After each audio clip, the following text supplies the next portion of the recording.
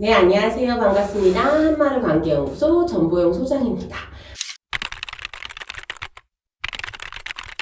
저희 연구소에서 사연 모집하고 있는 거 알고 계시나요? 여러분들 사연을 받아서 동영상으로 제작하고 있는데 그 중에 솔바람님의 사연이 와서 오늘은 그 이야기로 같이 여러분들과 나눠보려고 합니다. 예, 솔바람님은요, 저희가 한 만 35세 여성분으로 아마 이야기를 들어보니 남자친구와 이별을 해야 하는지 아니면 결혼을 해야 되는지 많은 고민 속에서 사연을 남기신 것 같아요. 그 사연을 먼저 들어보도록 하겠습니다. 5살 연상의 남자친구와 21년에 처음 만나 지금까지 사귀어 오면서 수차례 만나고 헤어짐을 반복했습니다. 서로가 서로에 대해 알고 있고 자주 얘기해요. 우리는 성향이 극과 극이다. 화성에서 온 남자, 금성에서 온 여자 딱 그거다. 그런데 한편으로 제가 느끼기엔 서로 너무 닮아서 갈등이 생기는 것 같기도 해요. 실패를 두려워하고 자신의 생각이 맞다고 느끼면 물러섬이 없으며 고집이 있어요. 또 다른 사람에게 자기 얘기를 많이 하는 스타일이 아니라서 서로 뭘 하고 사는지 무슨 생각을 갖고 사는지 모르겠다고 해요. 그래서인가 만나온 기간에 비해 내적 친밀감이 적기는 해요. 저는 남자친구가 넓은 마음으로 이해하고 감싸주고 져줬으면 좋겠다고 바라고 남자친구는 남녀가 동등한 관계를 원해요. 저는 우리는 매번 싸우고 서로의 말은 이해도 못하고 해결이 안 될 정도로 안 맞으니 결혼은 어렵다, 헤어지는 게 맞다, 서로 맞는 사람을 만나는 게 낫다라고 말하면 남자친구는 이만큼 많이 싸우고 서로의 밑바닥까지 본 것 같으니 결혼해서 우리는 잘 살 거다라고 말하며 붙잡아요. 저는 좋아하는 마음이 남아있으니 붙잡히고요. 그런데 또 참 이해가 가지 않는 건 그렇게 붙잡히고 있으면서도 결혼을 추진하지는 않아요. 갈등이 많다 보니 본인도 두려워하는 것 같아 보여요. 저도 결혼에 대한 로망보다는 현실적인 생각을 많이 하는 편이라 자꾸 부정적인 모습만 그려져요. 저는 갈등이 없거나 있어도 잘 풀려야 건강한 사이라고 생각하는데 저희는 자기 주장만 하다가 지쳐서 중단하고 어처구니가 없어 웃다가 해결은 못하고 그냥 넘어가거든요. 연애할 때 싸우면 결혼해서 더 싸우다거나 지금 보이는 문제들이 결혼하면 더 크게 터진다거나 하는 말들이 자꾸 걸려요. 맞다는 생각도 들고 제가 고민하는 게 결혼 생활에 있어 큰 문제가 되는 게 맞을까요? 만약 결혼하는데 그리 큰 문제가 아닌 거라면 저희는 어떻게 맞춰갈 수 있을까요? 나이가 있기 때문에 이제는 관계를 명확히 해야 할 것 같아 고민이 많아요. 네, 사연을 들으시고 아마 공감을 하시는 분들이 정말 많을 것 같아요. 저도 사실 우리 솔바람님과 같은 사연들을 많이 접해보고 있기 때문에 아마도 혼자만의 고민이 아니라는 생각부터 먼저 하셨으면 좋겠어요. 그럼 조금 마음의 위로가 되지 않을까 싶습니다. 그래서 솔바람님의 사연을 갖고 제가 한 7가지 정도로 해드릴 말이 있어요. 너무 많죠? 일단 하나부터 정리를 해볼까요? 첫 번째입니다. 우리 솔바람님께서 이렇게 말씀하셨어요.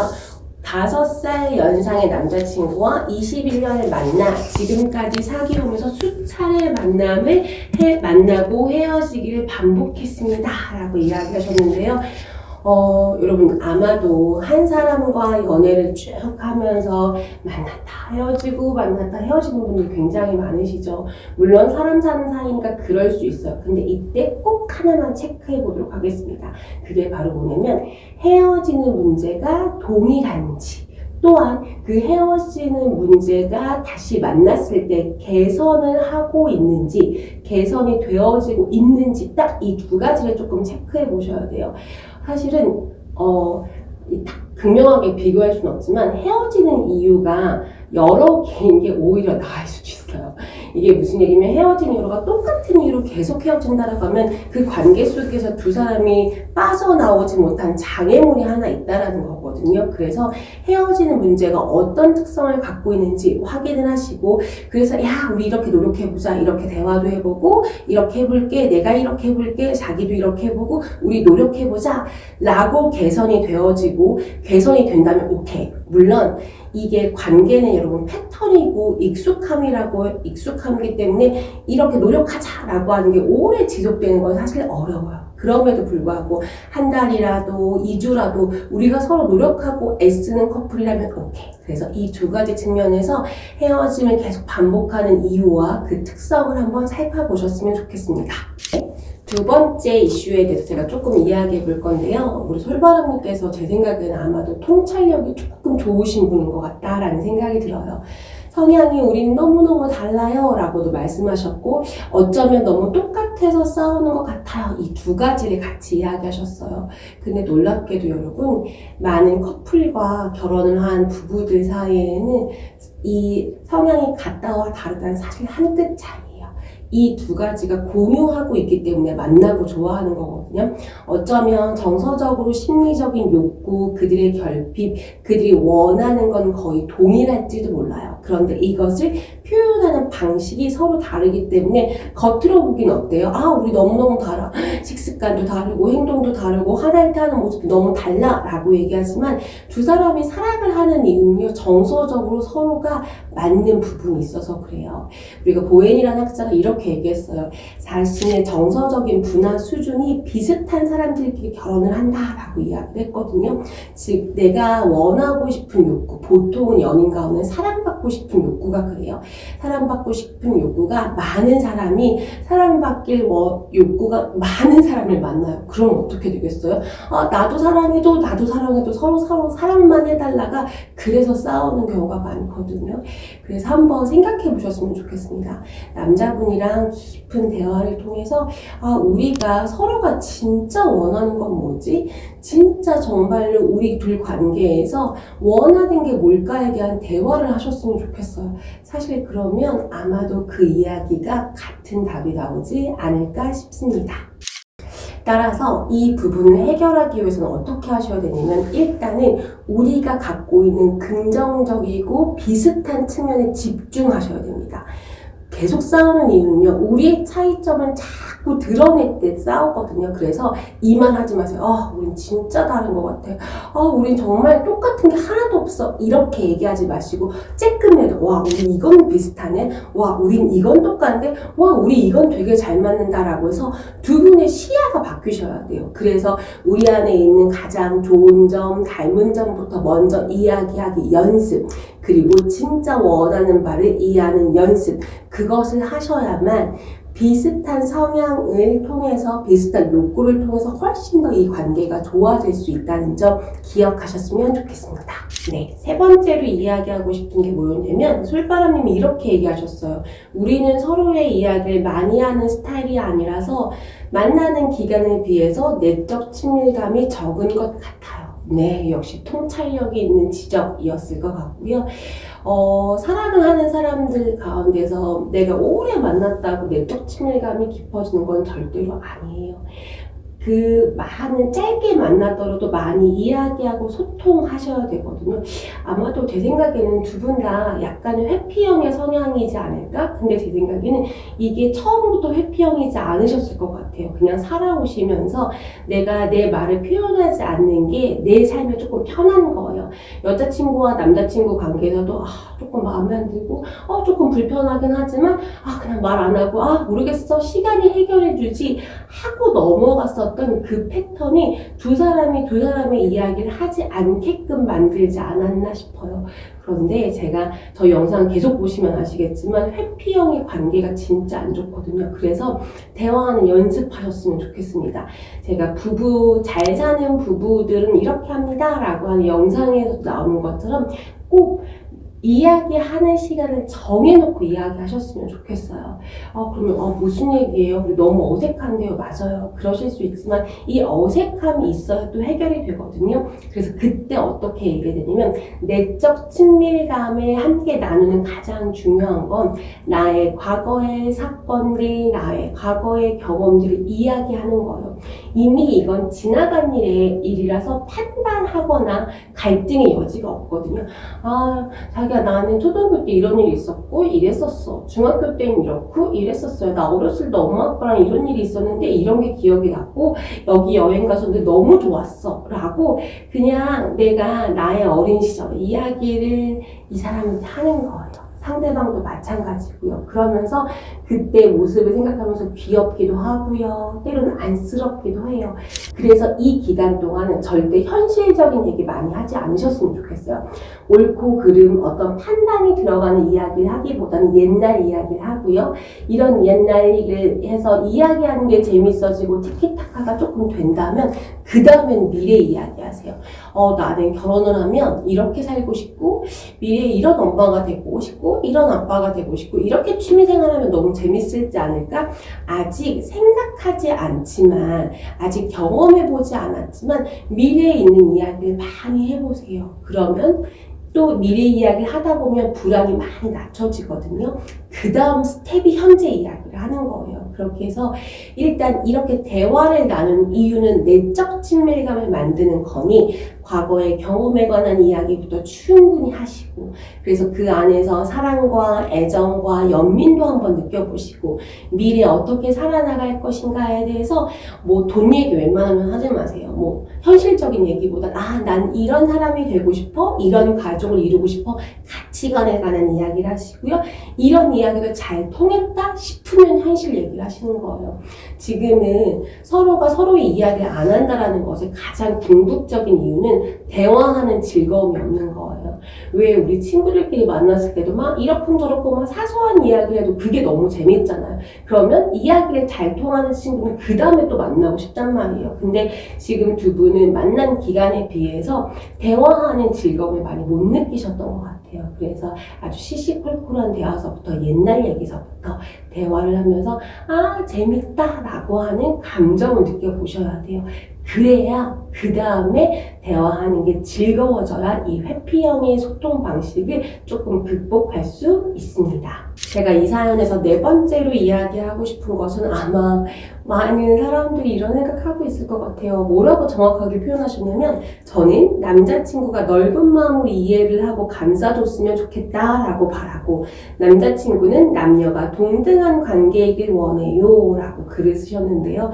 글을 잘 생각해 보세요. 여자분은 뭐에 대해서 얘기하고 있어요? 맞아요. 감정에 대해서.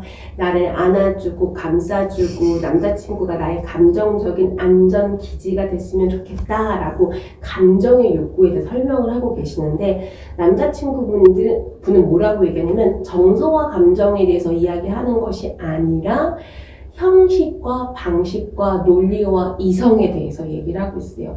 그러니까 정서적인 공유와 공평하다라는 건 우리가 사실 이렇게 뭔가 비교할 수 있는 범주가 아니잖아요. 그러니까 내가 사랑을 더 많이 표현했다고 해서 내가 상대방 이야기를 더 많이 들었다고 해서 관계 속에서 평등하지 않나요? 그건 아니거든요. 그래서 한번 생각해 봤으면 좋겠습니다. 여자분이 남자분에게 요구하는 건 자기가 나를 더 많이 생각해주고 배려해줬으면 좋겠어. 그래서 내가 사랑받는 느낌이 막 충만해지면 우리 관계 속에서 불안이 떨어질 것 같은데 내가 사랑받는다는 느낌이 별로 없어서 관계 속에서 불안이 많이 생기는 것 같아. 이거는 공평한 것과 평등한 것하고는 다른 거야 라고 이야기해 주셨으면 좋겠어요. 그리고 그 다음에 구체적으로 얘기해 주세요. 어떻게 애정 표현을 해달라. 내가 이야기하고 싶은 자기야. 자기 생각이 있더라도 지금 내 상황과 나의 이야기를 끝까지 들어줘. 이렇게 이야기하고 시작하셨으면 좋겠어요. 그래서 정서적인 공유가 많이 이루어져야 돼요. 그래서 당분간 이 커플은 이거 맞다 틀리다 이야기 안 하셨으면 좋겠습니다. 이성적으로 이게 맞아? 이게 틀려? 라고 이야기를 계속 하다 보면요. 감정이 어떻게 보면 이렇게 쪼그라들어요. 감정이 쪼그라들면 관계 속에서 불안이 계속 증폭될 수밖에 없거든요. 그래서 이 부분 잘 챙기셨으면 좋겠습니다. 솔바람님 사연의 5번째 제가 드리고 싶은 거는 뭐냐면 솔바람님이 이렇게 얘기하셨어요. 우린 매번 싸워. 그리고 그 문제가 해결되지도 않아. 그렇다면 우리 헤어지는 게 맞을까요? 이렇게 연애할 때 많이 싸우는 사람들은 결혼해서도 많이 싸운다는데 우리 어떻게 할까요? 이야기하셨거든요.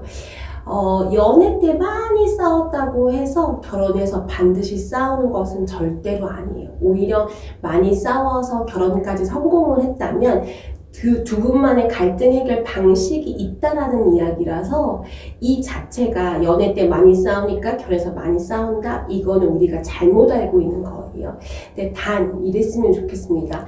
연애 때 싸웠었던 굵직굵직한 이슈는요, 결혼하기 전에 해결하고 가세요.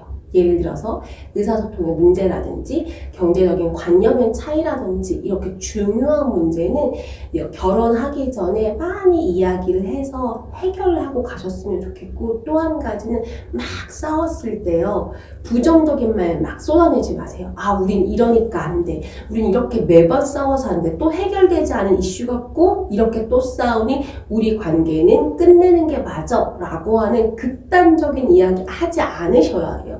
그 극단적인 얘기를 하면 우리가 말하면 우리 인식 속에 저장이 돼서 그렇게 생각하게 되고 싸움을 끝까지 하게 돼요. 싸움을 끝까지 하게 되면 결국엔 좋은 결과가 나오지 않거든요. 그래서 이 부분 잘 챙기셨으면 좋겠습니다. 마지막 6번째는요, 솔바람님 커플을 제가 한 번도 본 적이 없고 사실 어떤 분이신지 전혀 몰랐는데 제가 읽으면서 되게 흐뭇하게 웃으면서 이 사연을 읽었어요. 이 사연이 가벼워서가 아니라요, 이 사연의 되게 중요한 점은 두 분이서 너무 사랑하고 있다는 거고요. 서로가 너무 귀하게 여기고 있다라는 측면이에요. 남자친구랑 여자친구랑 싸워서 헤어지자고 하면, 남자친구가 우리 헤어지지 말자라고 하면 여성분이 뭐라고 표현을 했냐면 이렇게 표현하셨어요. 저도 좋아하는 마음이 있으니 붙잡히고요.